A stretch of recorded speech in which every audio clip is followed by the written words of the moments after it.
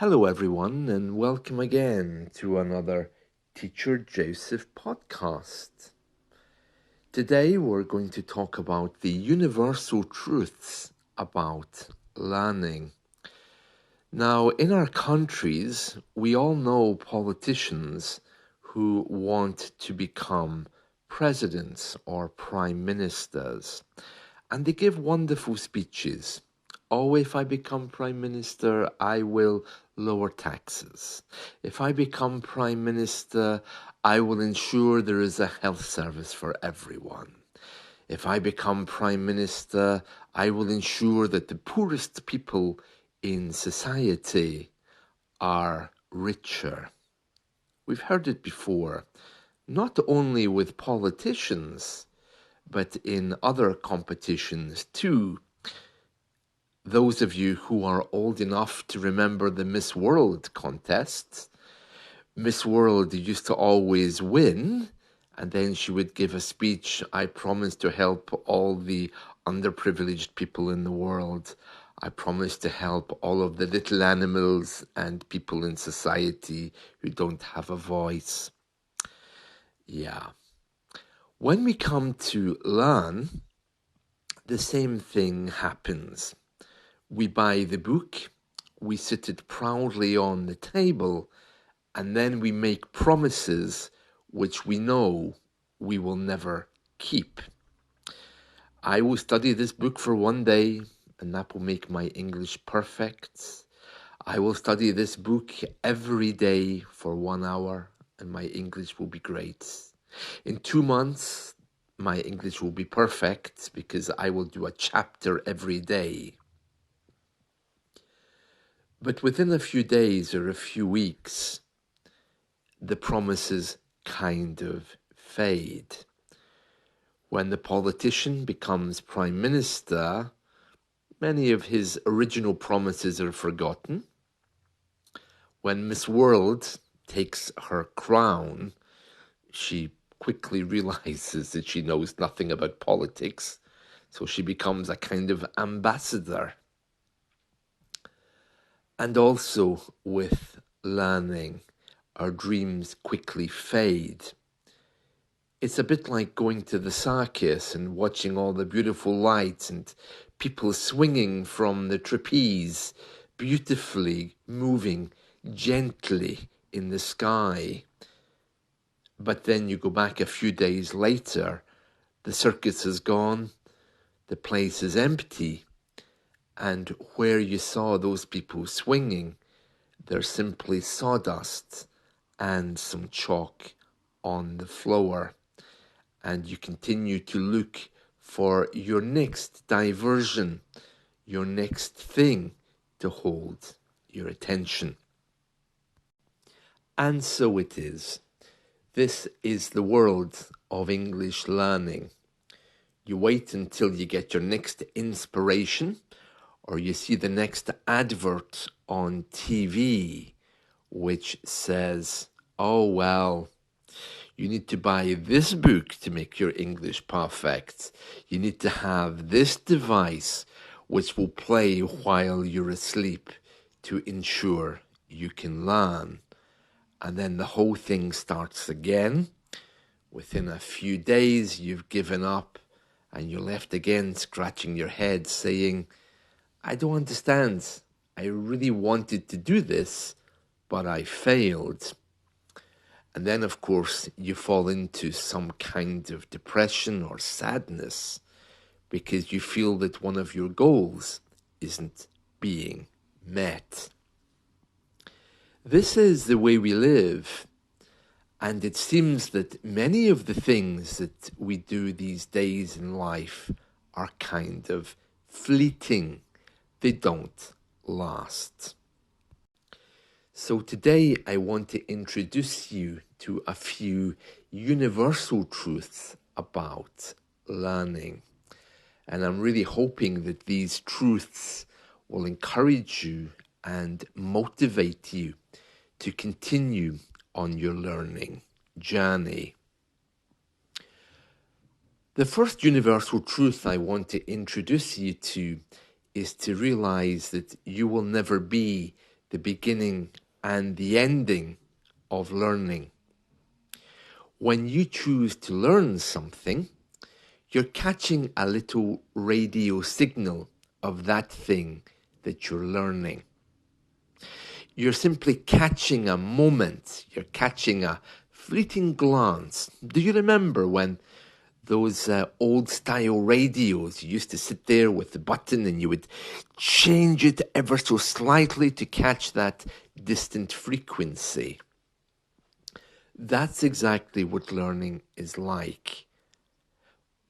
English is always there. It's not going anywhere.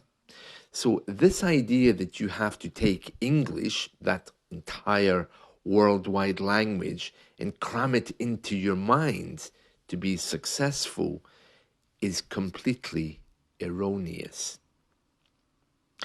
Let's think about someone who is writing a book. In fact, let's look at a book that has been written.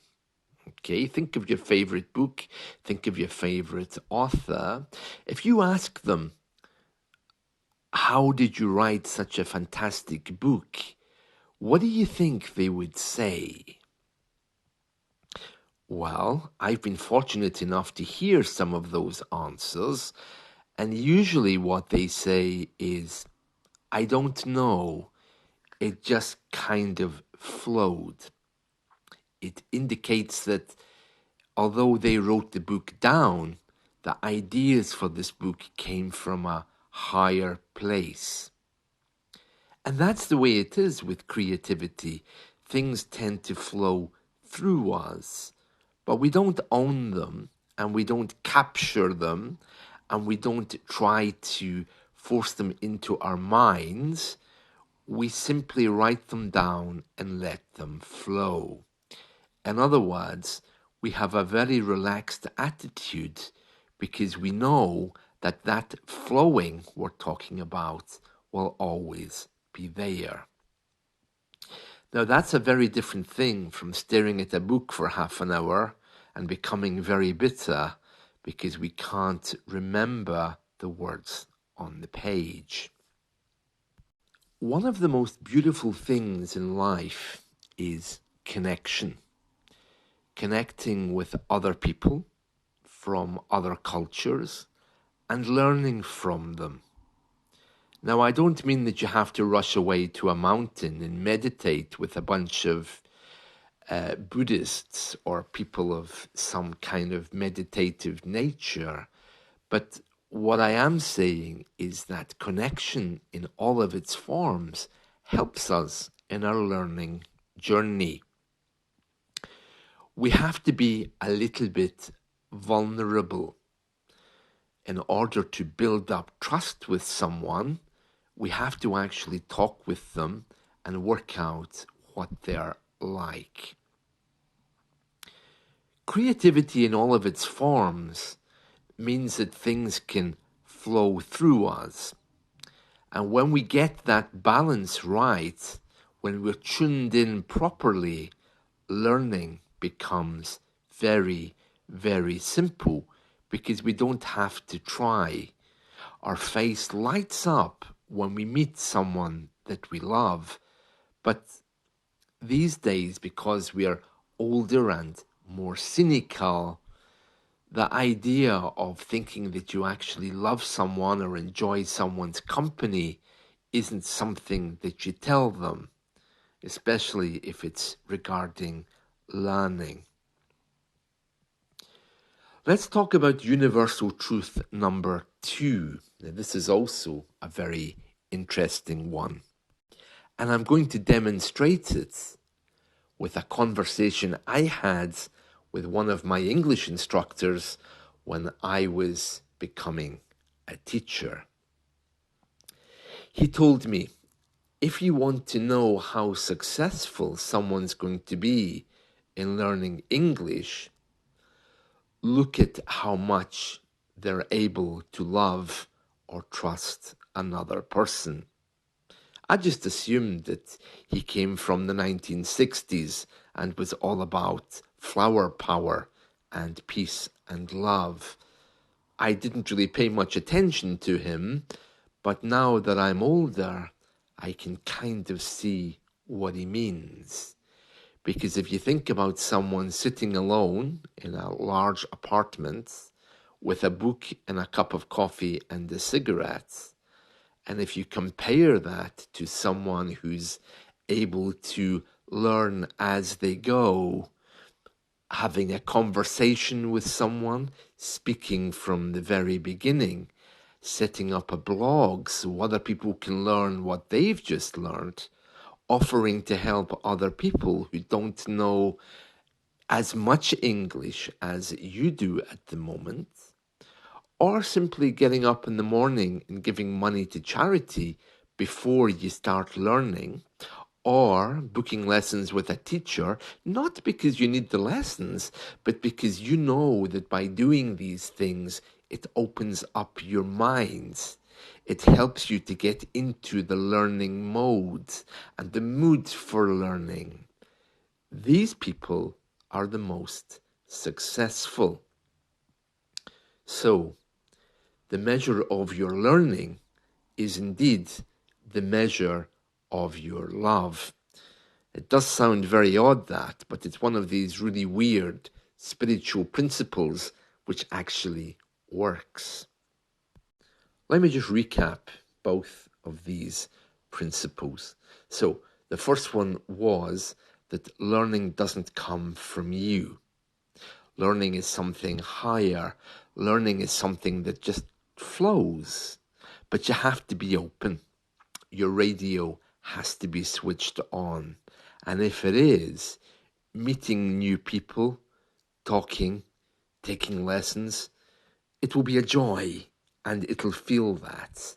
But if you're sitting in front of a book, doing nothing and staring at the book, thinking that somehow that information is going to jump up at you into your mind, well, you're not really looking at it properly.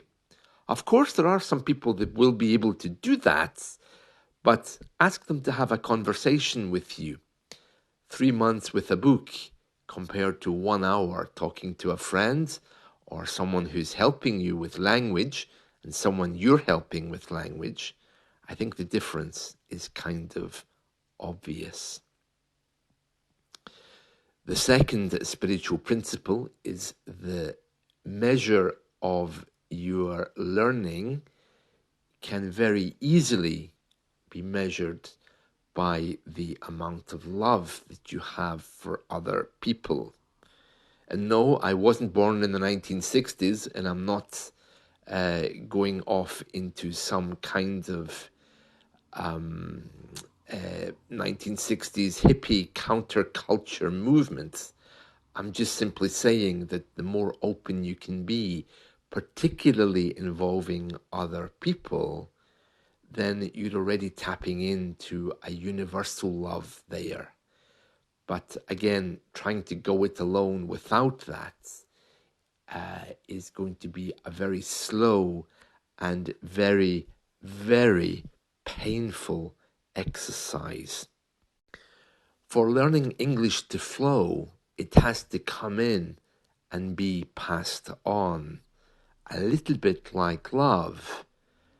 It's not something that you simply collect and then close your mind and say, I have enough. It's a wonderful journey, but you need to be open. And it itself will teach you if you can do that. Okay, that's my kind of like new age moral speech over for today. I hope you've enjoyed this. Let's talk again soon. See you. Bye.